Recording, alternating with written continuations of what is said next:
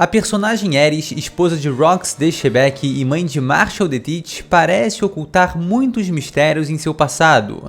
Considerando que ela é conectada a esses dois personagens fundamentais para a narrativa de One Piece e menciona o reino de Lulusia, eu realmente acho que Aerys pode ter um papel mais profundo nessa história, quem sabe ligado ao abismo de Imu-sama e até ao século perdido, principalmente as armas ancestrais. É impressionante como um personagem recém-apresentado se mostra tão incrível em pouquíssimos painéis e já carrega tanto mistério.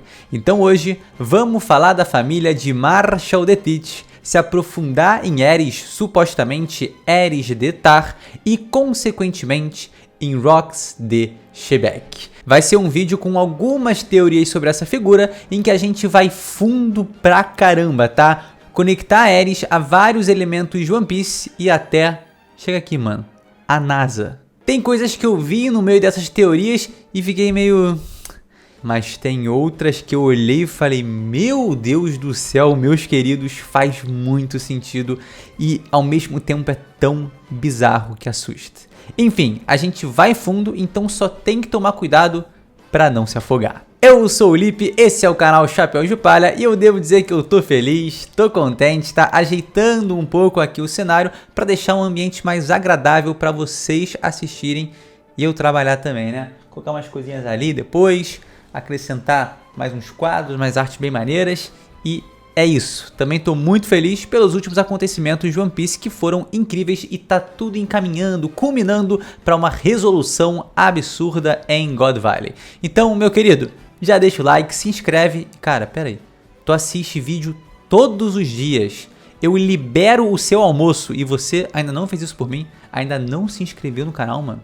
Só não se inscreve nessa tripulação quem é fechado com o Dragão Celestial. Então simbora.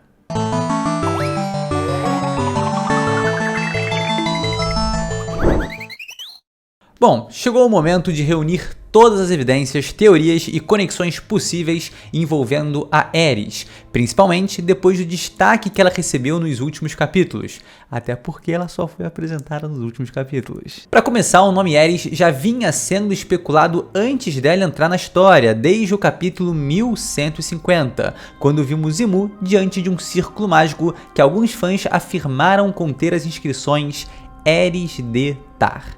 É curioso? É curioso, mas eu não sei o quanto isso me convence pela questão de realmente ser legível ou não o nome Aerys ali, tá? Mas eu também não vou negar a possibilidade. Então já no início desse vídeo eu queria fazer uma pesquisa, tá? Escreve aí nos comentários sim se você acha que isso tem ligação com a mãe do Barba Negra e escreve bug se você acha que não tem, beleza? Se quiser também, mano, lançar aí uma justificativa de por que você acha que tem ou que não tem, cara, os comentários são o seu espaço, beleza? Eu quero ter uma noção também de como essa ideia tem sido recebida pelo fandom. O importante aqui é que esse detalhe gerou várias teorias conectando Aerys ao abismo de Imu-sama, sugerindo que ela poderia ser um vaso de Imu ou até, quem sabe, uma fonte vital de energia para Imu usar seus poderes. Tem gente alegando também que nesse momento, ao se despedir de Rox, ela tá com um olhar injetado, possuída pelo mal, apesar de eu achar que é só uma mãe determinada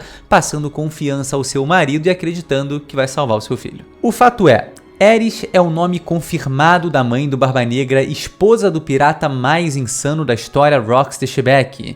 E mesmo que eu particularmente tenha duvidado um pouco dessa teoria de Aerys de Tar, o Oda foi lá e simplesmente introduziu uma personagem chamada Aerys, dando a ela um papel essencial, e esse nome por si só já carrega muita força, muito mais do que a gente imagina sem se aprofundar nele. Uma deusa, um planeta, um projeto. E aí vem uma pergunta: por que escolher exatamente esse nome? E existem 4 origens possíveis para o nome Aerys decidido pelo Oda, e todas elas, curiosamente ou não, apontam, dizem algo importante sobre a mãe de Teach. Aerys, a deusa grega do caos e da discórdia. Caos e discórdia já gritam os nomes de Teach e Rox, né?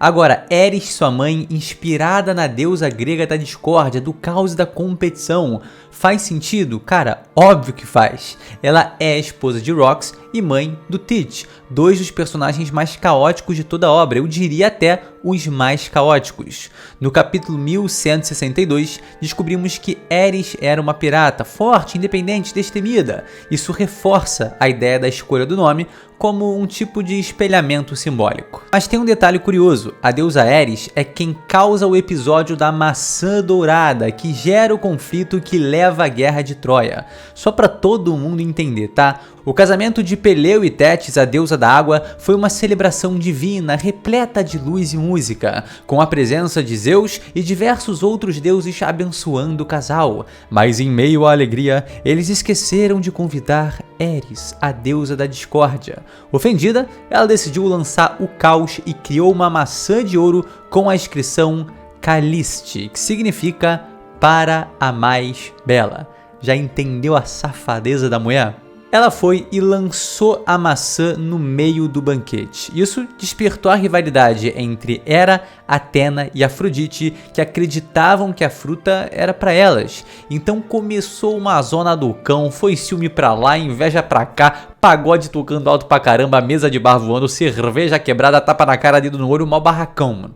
Que depois acabou concluindo-se, né, com Afrodite sendo coroada a mulher mais linda do mundo, tipo a Shaq. O ponto aqui é, soa curioso o Oda dar o nome de uma personagem inspirado numa divindade que causou uma guerra entre três deuses, ao se meter no casamento de um rei e uma deusa do mar. Isso tem levantado alguns questionamentos que eu trago para vocês.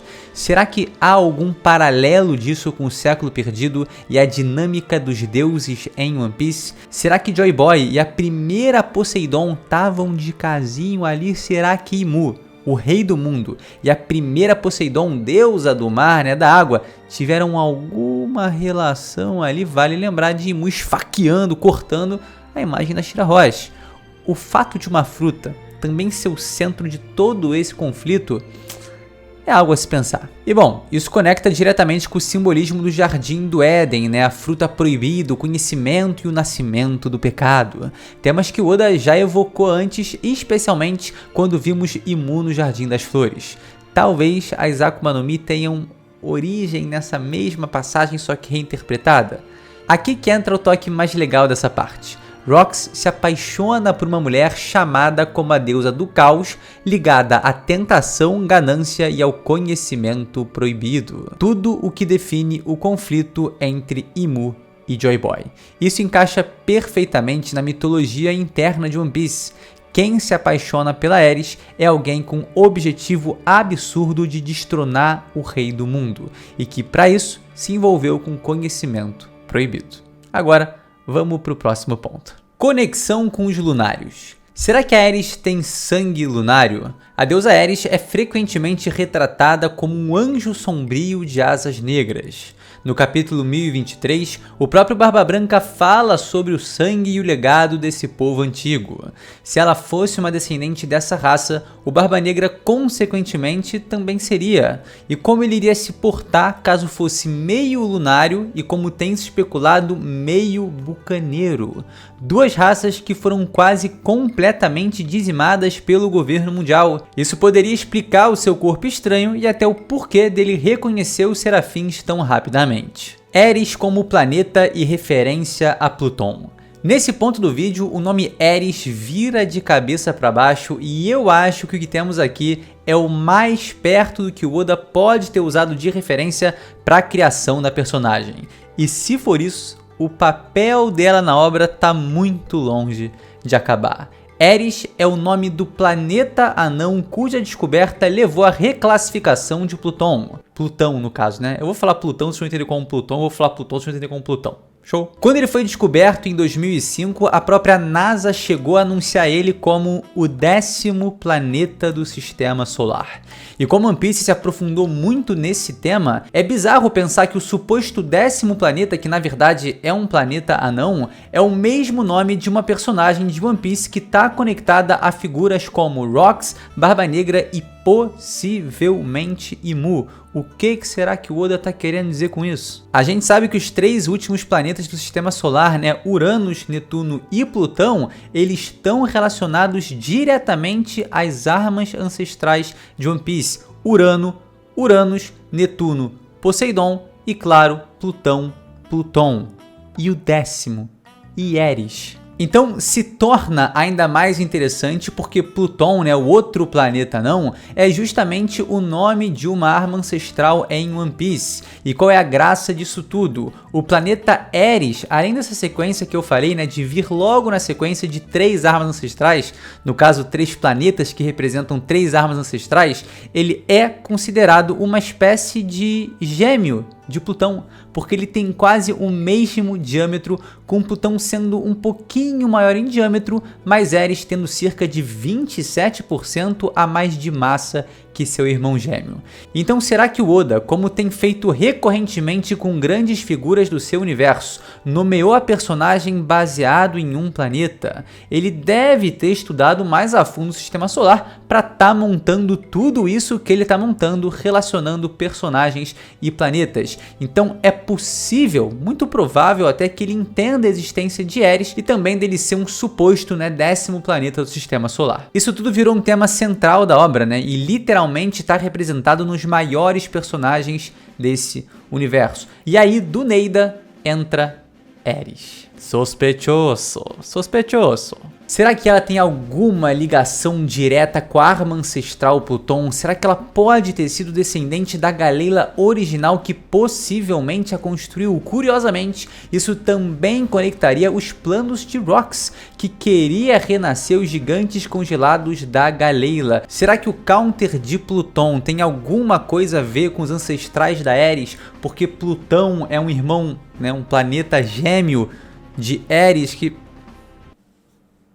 Aqui é importante ressaltar que, como todos os planetas do Sistema Solar, sem contar a Terra, Ares também leva o nome de uma divindade greco-romana, no caso, a própria Ares que eu mencionei no início do vídeo, o que torna a referência ainda mais forte, né? O Oda pode trabalhar tanto em cima dos planetas, como claramente faz, como também em cima de divindades, como ele claramente faz. Então a referência para a criação da personagem Ares pode ter tanto a ver com a deusa quanto com o planeta, porque um está conectado ao outro. Essa parte do 10º planeta, algo que estaria nas sombras relacionadas a Shebeck e ao Barba Negra, mexe um pouco comigo, tá? Mas a gente vai manter os pés no chão aqui, ou a gente vai enlouquecer no espaço sideral? A gente tá falando de Sistema Solar, meus amigos. Então é óbvio que a gente vai pegar um foguete agora, mano, e vai viajar muito.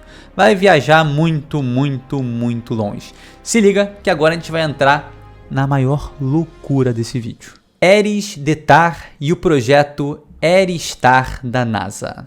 Essa é uma das teorias mais malucas que eu já vi, mas também uma das mais criativas e bizarras por ter tanta coisa em comum. Diria até coincidências, né? Ou Oda gênio. O nome Ares Detar sem o D soa exatamente como Ares-Star, um projeto real da NASA de 1972, cujo logotipo é um círculo mágico com pentagramas e pontos bizarramente parecido com o círculo de invocação de Mu-sama. Agora, o objetivo do projeto Ares-Star era uma grande rede global de compartilhamento de informações sobre os recursos da Terra, basicamente uma das funções do Punk Records em Egghead, que, de uma forma um tanto quanto curiosa, é exatamente a região onde vemos pela primeira vez o círculo de invocação de Imu-sama. Um lado meu sabe, tem certeza absoluta que não tem nada a ver com nada. Que esse projeto aí, cara, Oda nunca deve ter escutado falar disso, mas tem alguma voz. Vocês conseguem ouvir também? Se a gente ficar em silêncio, talvez... Oda gênio. Tem alguma coisa que fica sussurrando baixinho no meu ouvido. Oda gênio. Oda gênio, burrão. Fechando o ciclo. De todas as formas, o que a gente levantou aqui pode fechar todo o círculo da narrativa familiar do Barba Negra, um pai revolucionário com a linhagem dos Dave D correndo nas veias, uma mãe cujas raízes podem estar conectadas às armas ancestrais, às raças antes conhecidas como deuses e muito mais. Isso faz com que Marshall the Teach carregue uma herança de peso imensurável, voltado ao caos e principalmente à vingança. E com tudo isso, Aerys deixa de ser apenas a mãe do Teach e passa a ser um elo entre os deuses, os lunários, o reino antigo, as armas ancestrais e o próprio século perdido. A verdade é que o nome Aerys carrega camadas demais para todas serem só coincidência. Tem coisa aqui que eu olho e fico meio... mas outras que, meu irmão, sospechoso. Isso do nome do planeta ser Aerys, a possibilidade da Aerys ter ficado viva um tempo para passar seu conhecimento pro Teach, de ter sido até ela própria a fonte de informações que o Barba Negra tem, e se, por ser o planeta obscuro do Sistema Solar, foi ela quem mencionou e direcionou o Barba Negra a Yami Yami no Mi. Enfim, ela como personagem não precisa de nada disso. O simples que o Oda já apresentou e entregou pra gente funcionou bem demais e teve uma função justificada para sua existência. Mas, sempre tem aquela questão, né? Pode melhorar, pode ser mais. E por isso, a gente tá aqui para especular, pensar, discutir e teorizar sobre a personagem. Espero que você tenha, acima de tudo, se divertido com esse vídeo, assim como eu me diverti produzindo ele, tá? Então... é isso, eu quero te agradecer por me acompanhar até aqui e cara, vamos lá, deixa o like, se inscreve no canal se você não é um dragão celestial, sujo e fedido. É isso, a gente se vê no próximo vídeo. Tamo junto, galera, valeu!